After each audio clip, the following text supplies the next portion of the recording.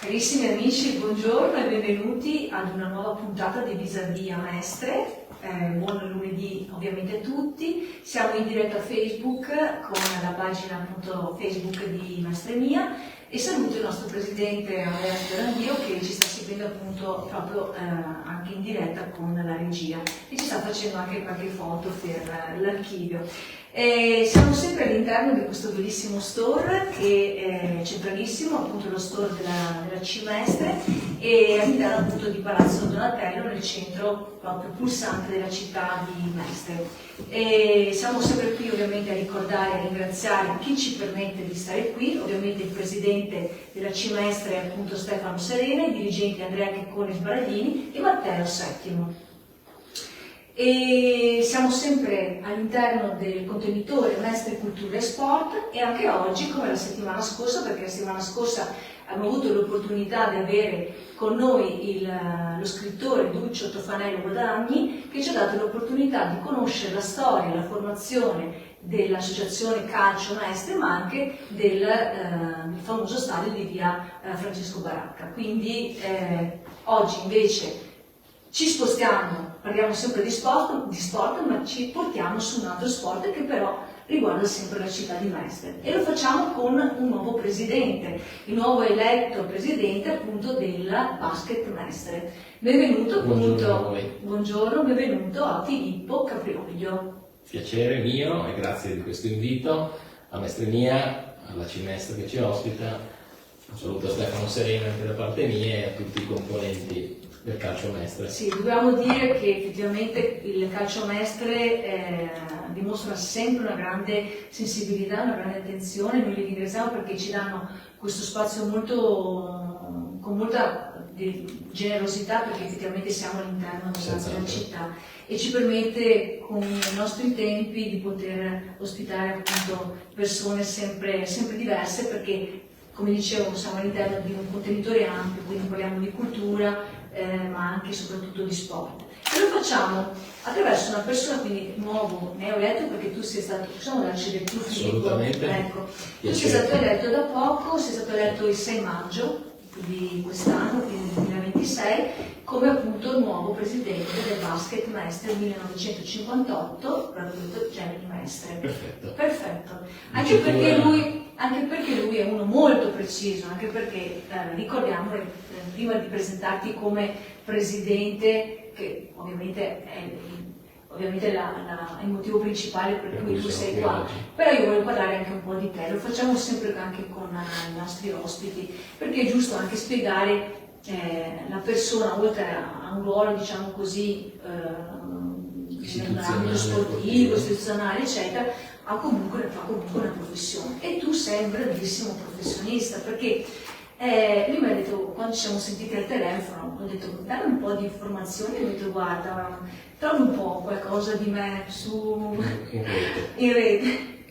Allora, il nostro ospite appunto è un famosissimo e stimatissimo architetto di seconda generazione, perché anche tuo papà era architetto, quindi hai seguito le orme di famiglia con questo tuo studio molto importante che ha un'impronta sia sul territorio ma anche a livello internazionale. Sì. Parlami un po' di questa tua professione e poi ovviamente se dovessimo raccontare tutto quello che il nostro amico Filippo ha portato, ha fatto in questi anni, poi tra l'altro ho scoperto anche la tua data di nascita, sì, il 3 marzo, che è la stessa di mio figlio. Perfetto, un pesciolino.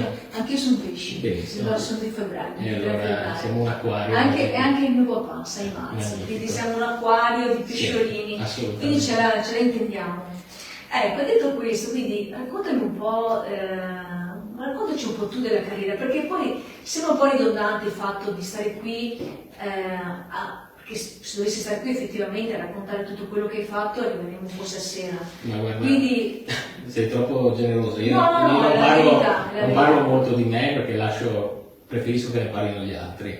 Allora parlo io. Se vuoi, però comunque insomma meglio dire che parlino le mie architetture, esatto, perché parliamo di questo, sì. Preferisco pensare che con l'attenzione mia, dei miei collaboratori, tutto lo studio noi ci impegniamo moltissimo nella ricerca di lasciare delle tracce sul territorio, che siano quello locale, che siano in altri luoghi del mondo, però veramente con sempre l'attenzione, la consapevolezza di avere rispetto per quello che facciamo, per il luogo dove operiamo e con una ricerca di materiali, di situazioni proprie del luogo. E quindi da questo punto di vista sicuramente l'architettura era una parte fondamentale della mia vita, una parte che alimenta la mia ricerca personale e che comunque cerco di portare come valori anche all'interno dello sport, perché il valore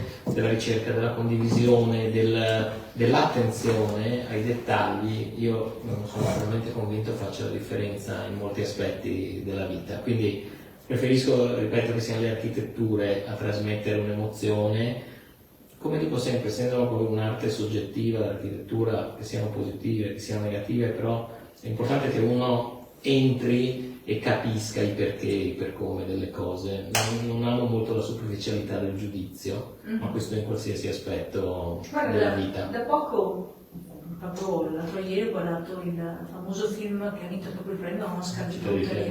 The Brutalist, anche quello l'ho visto, è piaciuto tantissimo, sì. Tutti e due. The Brutalist, dove questo molto interessante per un architetto, certo. È l'emblema, diciamo, proprio della vostra professione, sì. Di come lì siamo in un'epoca diversa, con una storia diversa, eccetera.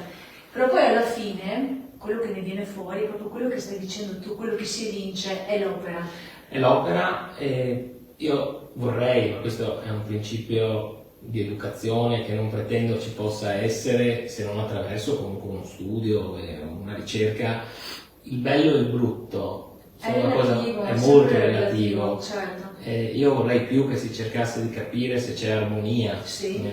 In un'opera, così come nella vita, nelle cose. L'armonia magari anche con il contesto. Assolutamente, quindi il concetto di armonia è quello, certo. Che struttura proprio, certo. Il mio essere. La funzionalità anche, certo, fondamentale.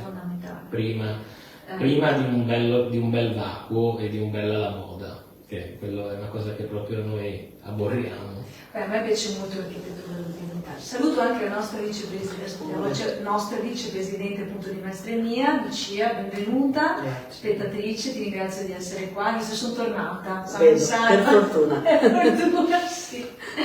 Allora, carissimo Filippo, dicevamo, 26 di... Parliamo di basket. Aspetta, l'ultima cosa, sì. Tu sei stato anche docente. Sono ancora docente appunto di università anche non soltanto in Italia ma anche all'estero, americana, quindi diciamo fai mille cose e tra l'altro fuori onda abbiamo scoperto che lui anche ha una passione importante oltre che per il basket anche per lo sci, sì. In cui sei anche maestro di sci. Sì. Però, cioè, io dico, appunto, ma come fai? Vabbè, ci sono 24 ore nel giorno, quindi basta dormire molto poco e si fanno le cose. Allora diciamo che non sono un iperattivo, perché anch'io ho i miei momenti di riposo, però ecco, cercare di migliorarsi, cercare di alzare il proprio limite, senza che questo tolga spazio ad altri e agli affetti, però cercare sempre uno stimolo. È un esempio a me stesso che do, più che non so, ai miei figli, certo. Ecco, le passioni vanno alimentate. Guarda, io una cosa che condivido, Andrea e anche Lucia sanno come sono, quindi insomma più o meno hanno imparato, quindi capisco la necessità a volte che si ha di avere questi Io penso stimoli. Che si possa fare tutto se c'è impegno. Poi dopo ci sono i talenti, certo. Però sarebbe ancora più una cosa brutta non sfruttarli, perché ci sono tante persone di talento che poi per pigrizia o per altri motivi lasciano andare questo. Invece io credo che se uno riconosce i propri talenti come i propri difetti, su quelli si possa lavorare in tutti i sensi. Quindi io lavoro sui miei difetti. Allora, tu sei stato eletto, dicevamo prima, come nuovo presidente da poco, quindi il 6 maggio scorso, sei subentrato appunto all'ingegnere Iniziali, che è stato tra l'altro anche nostro ospite in più occasioni e lo salutiamo. Certo. E tu tu sei proprio maestrino doc, Assolutamente. ci tenevi molto, e so che tra l'altro hai lasciato anche in un'altra intervista una dichiarazione in cui dicevi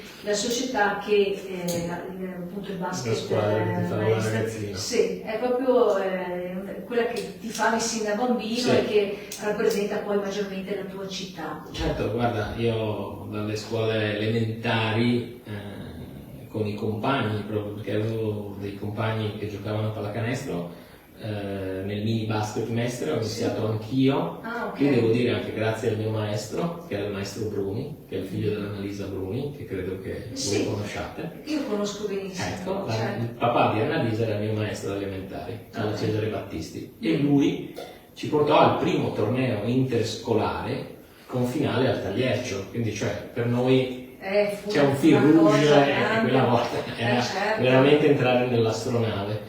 Quindi la pallacanestro è sempre stata nel mio cuore, insomma venivamo dall'Onda Lunga della Superga, però in quegli anni c'era la Lebole, sì, fino agli anni un po' più di maturità durante il liceo della Pepper, che ha fatto sognare tantissimi maestrini, la Pepper di Gianni Asti, e io con i miei genitori e mio fratello andavamo sugli spalti, posso riconoscere il posto del gradone dove eravamo sensi perché eravamo abbonati lì, e quindi essere diventato presidente della squadra per cui tifi da ragazzino credo sia una delle cose più romantiche che quante volte ti capiterà nella vita. Pochissime. Hai realizzato un altro dei tuoi sogni? Sì, assolutamente sì. Perché? Ma non avevo ambizioni. Non avevi ambizioni di... No, perché io, vuol dire, e adesso come le cose, questa cosa? Le vivo con una grande emozione. Con una grande responsabilità. Certo. Perché comunque nel basket Mestre, alla fine, per come ci siamo strutturati in tutti questi anni, c'è un entourage di quasi 50 persone che girano, quindi insomma hai la responsabilità di tante situazioni, non è solo la prima squadra del basket Mestre, è proprio un universo a corollario che va dal baskin a tutto il settore giovanile, a tutto il sistema di approvvigionamento, anche responsabilità verso chi presta la sua opera come volontario, e questi li ringrazieremo sempre. Quindi una società è costruita veramente su tante piccole pietre, tanti piccoli mattoni, usiamo un termine a me caro, per costruire proprio una casa solida. E quindi l'ufficio stampa, l'ufficio marketing, veramente c'è una quantità di persone che donano il loro tempo e lavorano a tempo pieno per il basket Mestre non indifferente, quindi io sento grande orgoglio. Lo hanno sempre ricordato, sempre, perché sono fondamentali. Sempre, per me sì. Perché un buon leader è sempre supportato da un buon team.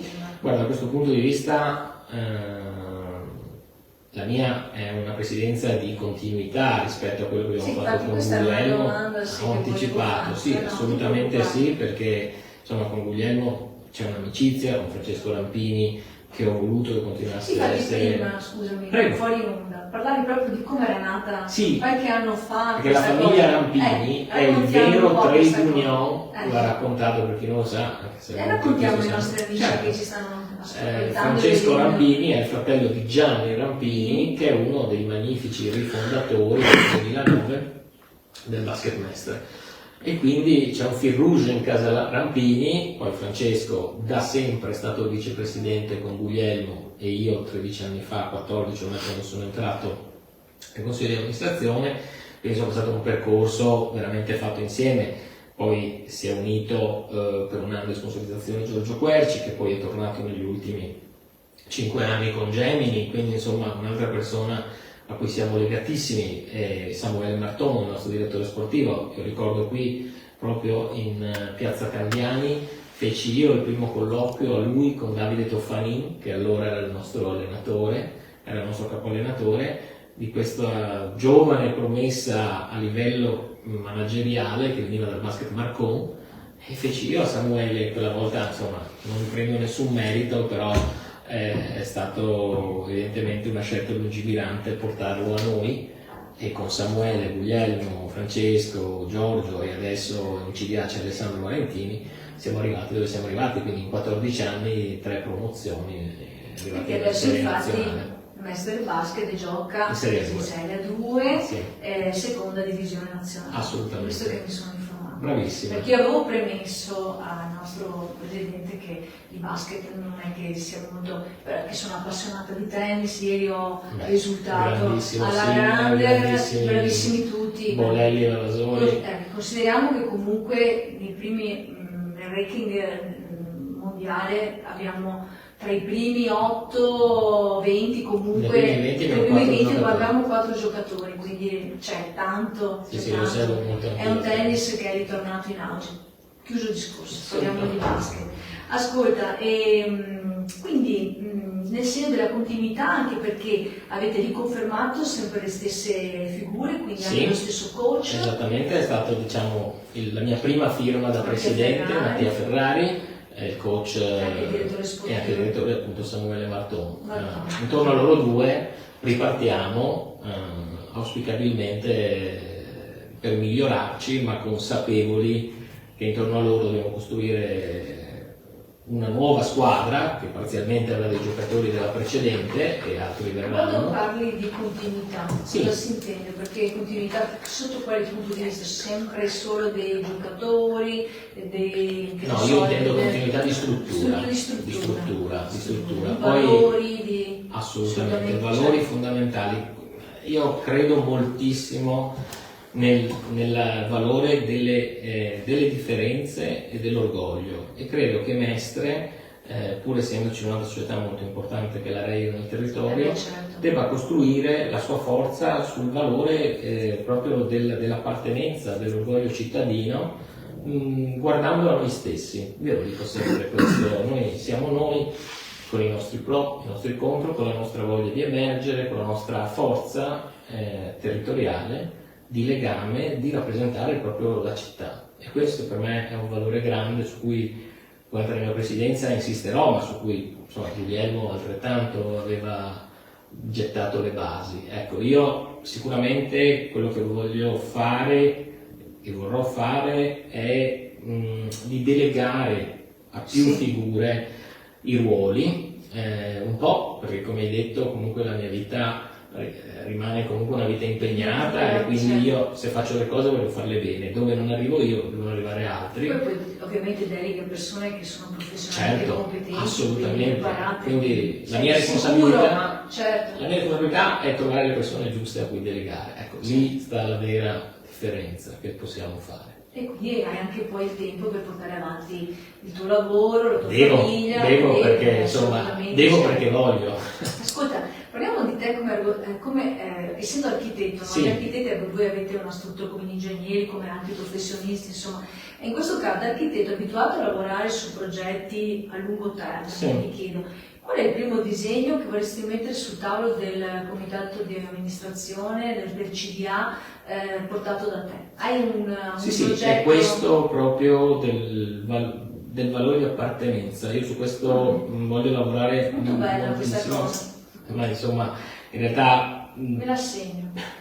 Per chi è mestrino e sa quanto questa città è spesso figlia di visioni diverse rispetto ai collegamenti, rispetto all'area metropolitana, rispetto a Venezia. Invece la centralità di Mestre è una cosa per me molto importante, l'identità della città. Che su questo ti do conferma del fatto che ho notato, anche con le interviste fatte ad esempio con i presidenti, i responsabili ad esempio del calcio maestro, di chi ha scritto per il calcio maestro, c'è la stessa filosofia, la stessa visione, quella di un Mestre che ha bisogno effettivamente della sua identità. Io credo sia molto giusto questo. E grazie allo sport. Lo sport è un veicolo eccezionale come lo è l'architettura, quindi per questo dico che sono molto strettamente legati gli aspetti.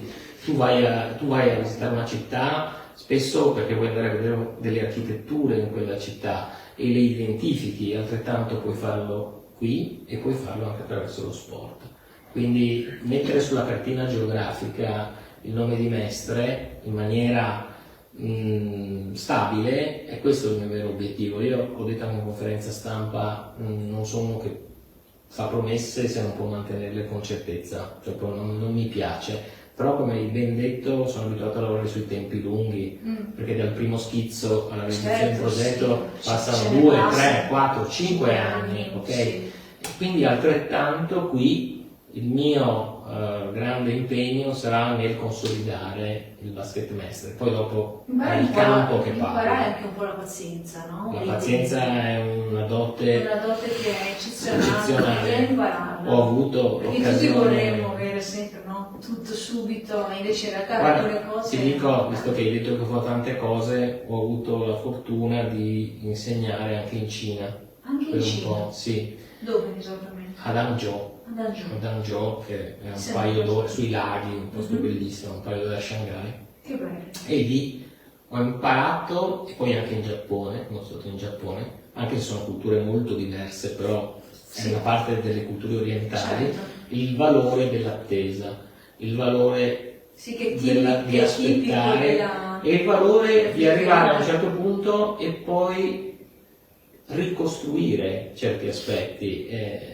Cito una cosa che racconta sempre Renzo Piano, non è mia. Sì. In Giappone ogni 50 anni demoliscono parte dei templi per ricostruirli, perché le nuove generazioni possano avere il tempo dell'attesa della costruzione e vederne poi la realizzazione. È un concetto raffinatissimo, come hanno un concetto espresso da una parola che in italiano vuol dire tutt'altro, ma è ma. Ma in Giappone è il silenzio dell'attesa. Certo. Ed è una cosa che se centrate cambia veramente il modo. E quindi adesso siamo una società dell'impazienza, siamo una società veloce, dove tutti vogliono i risultati subito. E invece bisogna imparare bisogna avere la la dote pazienza. della pazienza, perché tutti siamo Virtù dei forti. virtù dei forti, bravo. Allora, infatti proprio sulle virtù forti, allora voi siete arrivati a fine campionato, Sì. chiuso un paio di settimane fa, dicevo. Corretto, sì, sì. E 3 ormai, sì. quasi 3, confermandovi appunto con la vostra categoria, eccetera. Sì. E come vi siete arrivati? Cioè, Beh, un allora po'- siamo arrivati con un percorso veramente straordinario, perché inizio campionato ci davano già per retrocesso. Esatto, infatti. Perché? Sì. Perché dopo il trionfo di 100 Sì. del 22 Sì. giugno Dello dell'anno scorso. scorso, ormai siamo quasi, manca un mese Esatto. per fare un anno, avevamo pochissimo tempo per costruire la squadra, abbiamo dovuto inventarla, e quindi in questo caso bravissimi Samuele Martone e Mattia Ferrari, e anche scommettendo su giocatori della stessa Serie B, con poca esperienza se non nessuna in Serie A. Io credo che questo, combinato alla bravura del coach, abbia creato una chimica, perché ormai lo sappiamo, fare una squadra di figurine, ok, magari tutti fuori classe, non è detto che la chimica Poi tra di loro funzioni. funzioni. Mm. E lì comunque, ripeto, è sempre il campo che parla e bisogna essere consapevoli che alla Sì, fine i però risultati si se- ottengono. se Però tra se di c'è loro- lavoro, Eh. se c'è pazienza, se c'è attenzione, soprattutto grazie, devo dire, a un girone d'andata dove siamo stati una sorpresa, abbiamo fatto una quantità di vittorie insperata per gli altri, cioè non immaginata dagli altri ma sperata da noi.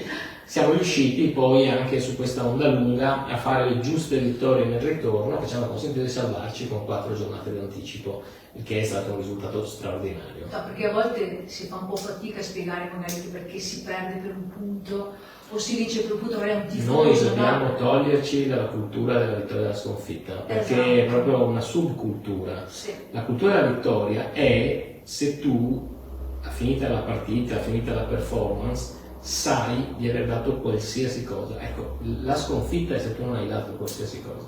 Un po' come la cultura americana che rispetto a quella Meritocratica, europea, certo. meritocratica no, ma anche se qualcuno nella vita subisce un fallimento, anche nel mondo del lavoro eccetera, non è come la cultura europea. No, poi ricomincia. Sì. E viene comunque sostenuto, non viene visto come un perdente che riparte. Vorrei anche dirti, perché sennò sembra tutto rose e fiori, No. che ogni volta che perdiamo io sono abbastanza arrabbiato Te credo. dentro di me. Poi però lo dopo devi vedere. ho un aplomb mio, Certo. e ancora di più adesso ci sarà, perché io credo che un presidente debba dare un grande esempio proprio di approccio allo sport, e quindi lo dico anche davanti alle telecamere, lo sanno già tutti i miei collaboratori, non accetterò situazioni in cui la classe e lo stile non sarà quella che io cerco di portare, perché io credo che anche su questo dobbiamo distinguerci. Ci sono veramente situazioni di società uso questo termine, becere, cioè situazioni proprio che con lo sport, per la mia mentalità, hanno pochissimo, ma probabilmente è sempre da chi non ha fatto sport a livello agonistico. Io questo l'ho notato, chi non ha fatto sport a livello agonistico ha le sue frustrazioni che manifesta durante l'evento sportivo, ma non comprende cosa c'è dietro. Perché se tu vedi che quei ragazzi lasciano ogni goccia di sudore sulla maglia, sforzo, cosa vuoi dirgli? Certo. Cosa Infatti, vuoi dirgli? volevo proprio chiederti dei Ti fai ragazzi. l'applauso se vincono, ma se perdono, bravi lo stesso. Certo. Infatti la squadra viene chiamata i ragazzi terribili, no? Sì, questa è stata Cristina Colombera, che la ha nostra addetta stampa, che ha coniato esatto. questo hashtag. Che cosa ti piace, ti colpisce di questo gruppo di ragazzi terribili? Beh, mi piace proprio, mi piace questa voglia di migliorarsi, questo è fondamentale. Sì, sempre in gioco. Sempre, ma questo sono tutti elementi che poi credo che tutti noi che siamo anche tutti presenti in questo spazio lo facciamo. La voglia di migliorarsi è quello che credo alimenti il fatto di essere persone che cercano di essere migliori. Se rimani su te stesso e fai prevalere l'ego e pensi di essere già arrivato, hai finito, si va poco avanti. Però questi ragazzi hanno proprio, nel senso buono del termine, fame di migliorarsi. Sanno anche che Mestre in questo momento può essere per loro un trampolino per andare anche alle serie superiori. L'altro mio grande obiettivo è far sì che il basket Mestre sia un posto dove tu vuoi comunque venire, dove vuoi stare perché sai che la società è seria, perché sai che trovi persone serie, e se tu vieni e verrai, sono certo di questo, con la mentalità di portare il basket Mestre più in alto possibile, per me hai già vinto. Quindi adesso siamo ancora, si dice underdog in inglese, società magari un po' poco conosciuta, però negli anni noi abbiamo dato l'esempio di essere stati sempre molto attenti ai passi che facevamo, quindi questo credo denoti serietà, e questo va dato merito a Guglielmo e a tutto il CDA precedente. In questo senso c'è continuità. Allora, dopo la salvezza conquistata, sì, quindi mantenuta, per il 2026-27 qual è l'obiettivo? Il consolidarsi oppure partecipare, cioè portarli ai playoff, oppure andare a oltre ancora? I playoff è giusto sognarli. È giusto sognarli perché avere l'ambizione, come dicevo anche prima, è corretto nella vita e nello sport, però con la consapevolezza di chi sei e come stai arrivandoci. Quindi consolidarsi, se poi rispetto a quest'anno riusciamo a migliorarci un po' di più, benissimo, lavoriamo per questo ovviamente tutti, ed è anche uno dei motivi per cui è rimasto Mattia Ferrari. Certo. Però ecco, non possiamo prometterli i playoff, questo vuol dire. Li desideriamo, perché nello sport deve esserci il desiderio. Il desiderio, più che sogno è desiderio. Bravissima. Perché il desiderio è vero? Perfetto. Sono d'accordo, vedo che ci capiamo. Tra pesci. Parliamo la stessa, nuotiamo insieme. Allora, con la Reyer avrete poi in futuro, perché manca poco, quindi un palazzetto tutto nuovo. Allora, si spera, cioè diciamo un luogo, parlando di location, parlando tu ovviamente di architettura te ne intendi, insomma sta arrivando la fine di una progettazione importante. Sì, allora divido un po' le due cose. Ho avuto la fortuna da architetto di andare a visitare il cantiere, mi hanno invitato, conosco anche chi ne sta facendo la direzione lavori, la progettazione, è una struttura straordinaria, stupenda. E questo da te è una garanzia. È una struttura veramente a livello europeo sicuramente, ma anche mondiale, dove se ben sfruttata credo che veramente possa portare Mestre e se vuoi l'area insomma veneziana, metropolitana ad alti livelli per quanto possano, per quello che può essere fatto lì. Il basket Mestre prima di arrivare lì deve strutturarsi per bene e deve stare al Tagliercio, che è la sua casa originale, e noi ci stiamo molto bene lì al Tagliercio. La Reyer ha avuto in assegnazione l'arena del Bosco dello Sport e quindi l'arena giocare lì. Però è vero anche che se noi andassimo in A1 noi potremmo giocare all'arena al Bosco dello Sport, questo è previsto dalla convenzione. Finger cross. Okay. Allora, ti faccio una domanda un po' particolare. Da progettista, facciamo una prima sociale, sociale, poi ti faccio una da progettista. Allora,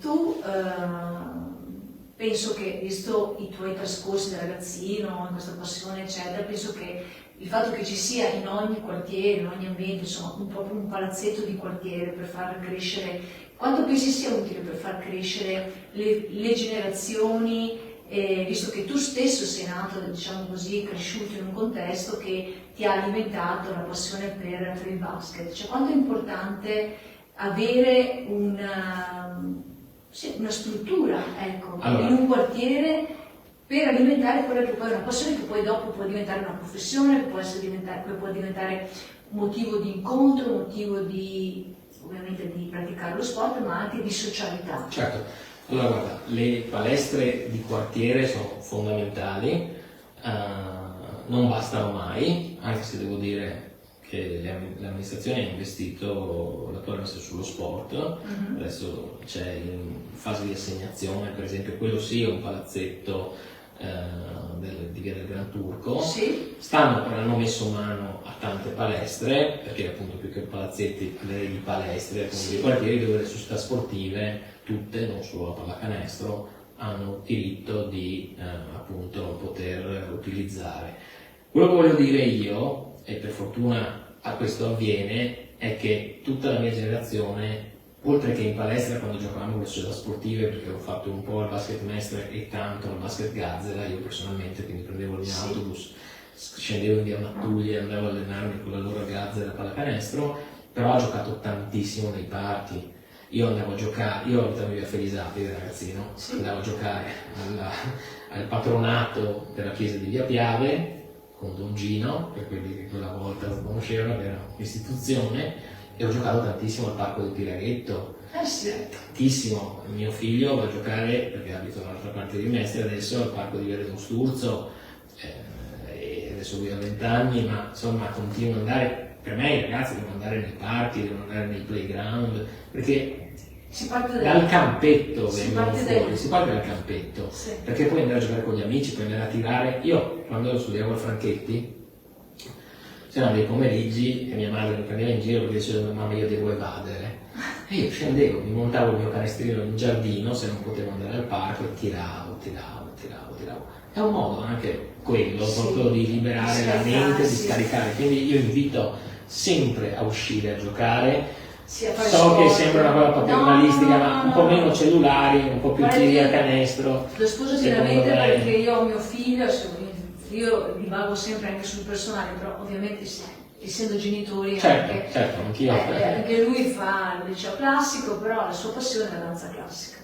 E lui comunque, pur facendo una scuola difficile, perché comunque il liceo classico è molto impegnativo, le sue 3 ore, lui è un professionista, sì, non è entrato in accademia, preferito, però continua a essere professionista con vari concorsi, cioè lui si allena tutti i giorni 3 ore. È disciplina, ma lo sport poi porta questo ti porta la disciplina, ma come lui, insieme a lui tanti altri ragazzi fanno queste scelte. E piuttosto che vederli magari buttati lì sul divano, con la PlayStation, eccetera, a continuare ad annoiarsi, perché quello che poi è bello è quello che la squadra fa, perché è vero che un ballerino magari può fare uno solo, ma a volte si anche proprio si fa l'ensemble con il corpo, tutto il corpo di ballo, eccetera. Adesso parlo del mondo della danza. Tu magari i tuoi figli faranno altro, guarda, però uno giocava a basket, un'altra danza, seppur hip hop.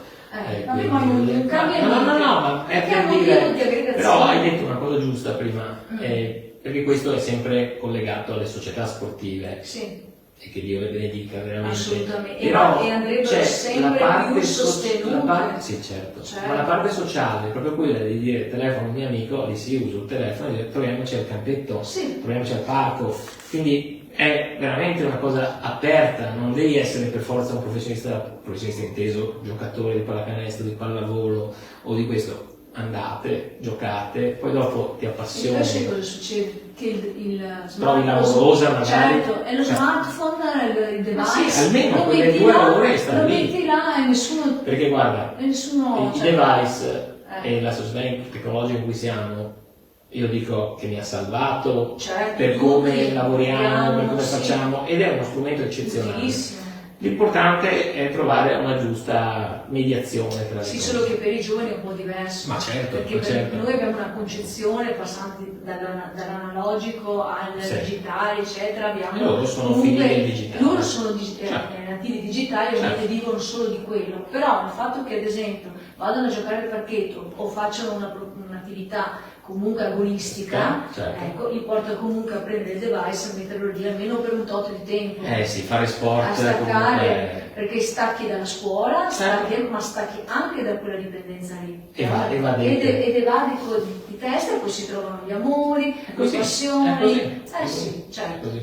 Allora ti faccio della domanda invece da così un po'. Io sono una filosofa, una persona nata in filosofia, no? Complimenti. Grazie. Quindi ogni mi vengono queste domande un po' strane. E volevo chiederti, perché mi immaginavo, dopo aver visto The Brutalist, dicevo, quando nella mente dell'architetto ha in mente di creare qualcosa, che cosa c'è in mente prima di... Cioè, uno dice, devi fare un progetto su quel tipo di cose, come gli parte l'idea nella testa? Aspetta, no, ma la domanda è un'altra. Sì. Se dovessi descrivere quel Basket Mestre attualmente come un edificio, come lo definiresti oggi e come vorresti che fosse un domani?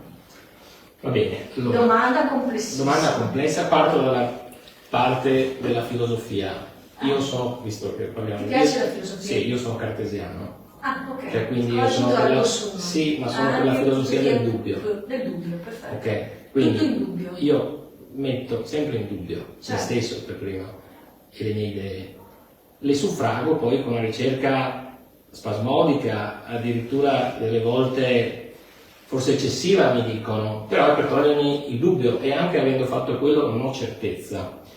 Perché vi faccio questo piccolo esempio, divago un attimo. No, fai Noi bene. in studio, oltre che sull'architettura, lavoriamo anche sul disegno industriale. Beh, certo. Il disegno industriale, e quindi gli oggetti di design, tutte queste cose qui, hanno una straordinaria cosa, che tu puoi farne il prototipo e puoi fare X prototipi e tu con un colpo di martello, se non ti piace quel prototipo lo distruggi e ricominci.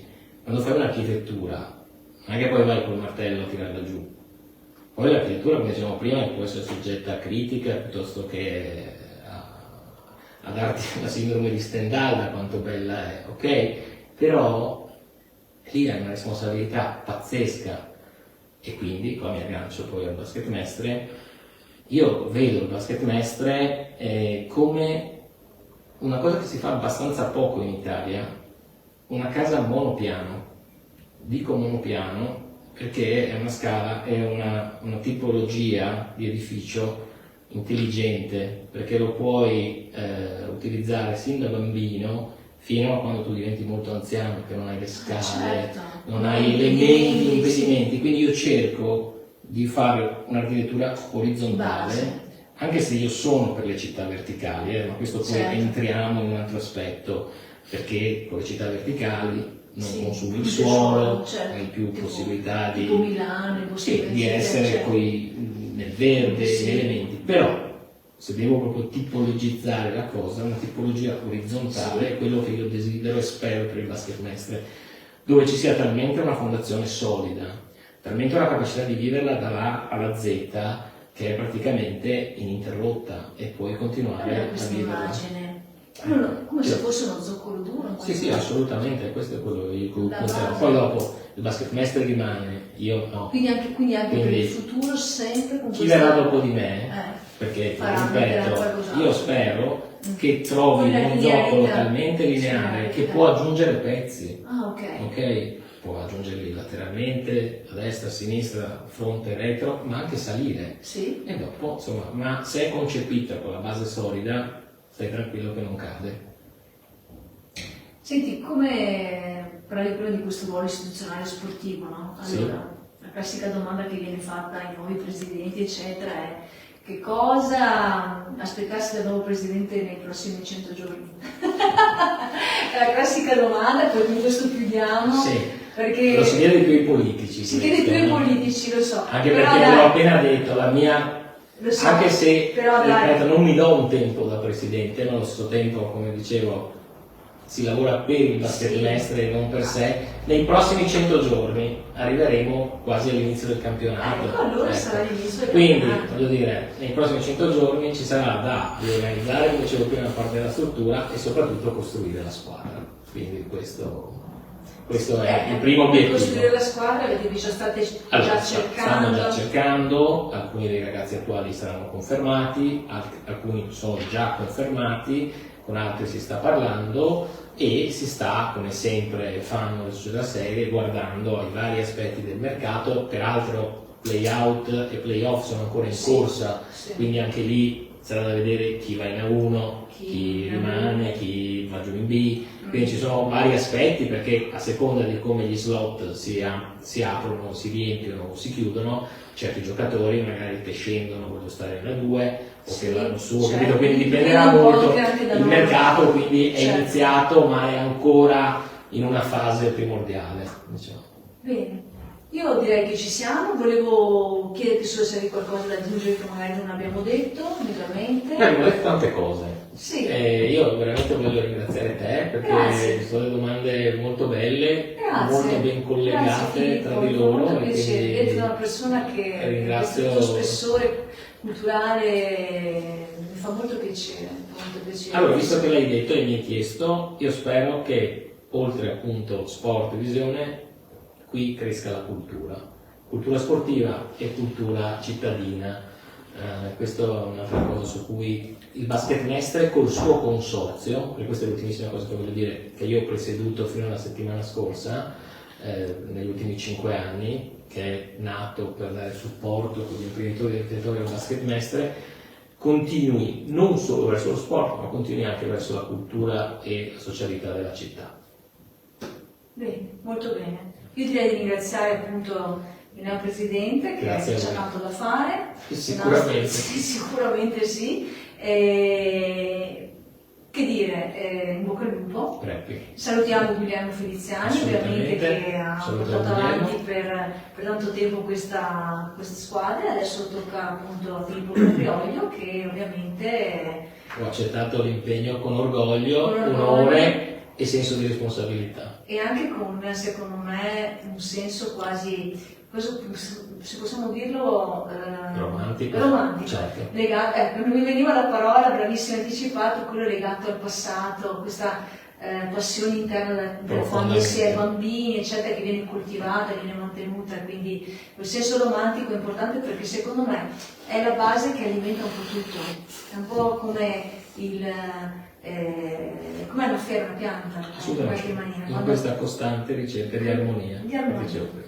Che poi un architetto ovviamente sa sempre... Campagna abbonamenti? Campagna abbonamenti, ecco, io ero sempre sul tecnico. Giustissimo. giusto? Ci siamo, nel senso che credo che nella prima settimana di giugno, appena dopo il ponte dell'1 e del 2, parta. Adesso l'ufficio marketing con la parte di sviluppo ticketing stanno facendo un lavoro fantastico, mi devo ritrovare con loro proprio giovedì questo, ci siamo trovati la settimana scorsa, quindi è in essere, quindi a breve usciamo. Bene, Ottima molto domanda. bene. Noi- Faremo un po' di promozione anche noi. Grazie, certo. grazie. Noi ci salutiamo, ci diamo appuntamento al lunedì prossimo, sempre alle 11. Oggi abbiamo anticipato di Sì, un'ora vi perché ringrazio.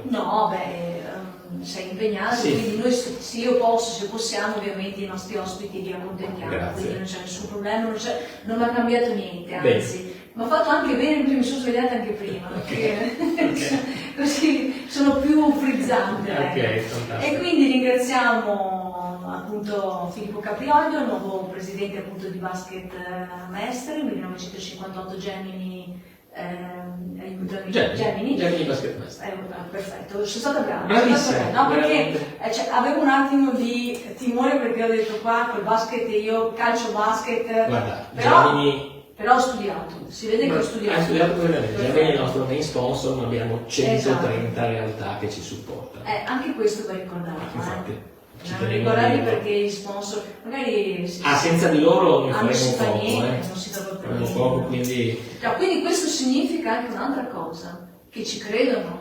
E questo è proprio quello che dicevo prima, il consorzio più i premium sponsor ci hanno creduto proprio perché dicevo non siamo solo sport, ma ci apriamo alla città, al territorio e tra aziende, perché è giusto anche dirlo, possono sviluppare sinergie. Questa combinazione Sì, anche messa tra di tutta loro, insieme tra di loro è stata la chiave di volta. Però mi raccomando, puntate su quel tema di cui tu e il contenitore, poi tra l'altro cui siamo iscritti noi, il tema della cultura, che è fondamentale, perché cultura significa territorio, significa, cioè è onnicomprensiva, Senza cultura si va poco onnicomprensiva, certo che sì. Allora noi ringraziamo come sempre la Cimestre per averci ospitato qui nella sede di Palazzo Donatello, anche oggi e anche lunedì prossimo con... Chi abbiamo la settimana prossima, Andrea? Non lo Mestre sappiamo, Fest. ma vediamo, ci stiamo pensando. Intanto, Sorpresa. Surprise. E quindi ringraziamo ovviamente il presidente della Cimestre che è appunto Stefano Serena, i dirigenti Andrea Collegi Barallini, Matteo Settimo, che ci danno ogni settimana, questo non è scontato, questa possibilità, questo spazio che a me piace molto, perché è centrale, si sta benissimo, è bellissimo, è coloratissimo e soprattutto è dato anche con gratuità, e quindi andiamo a ringraziare proprio la generosità da parte di una società calcistica che ovviamente ci tiene molto a fare cultura anche, Certo. perché effettivamente sa di essere all'interno di un contenitore che non parla solo di sport ma parla anche di cultura. E quindi sulla base di questo noi ci salutiamo, ci diamo appuntamento la settimana prossima, sempre con Vis-à-vis Mestre. Ciao a tutti. Grazie. Grazie, Filippo, è stato un onore, un No, piacere. piacere mio, Grazie, gentilissimo. belle strette che abbiamo qua. Per forza.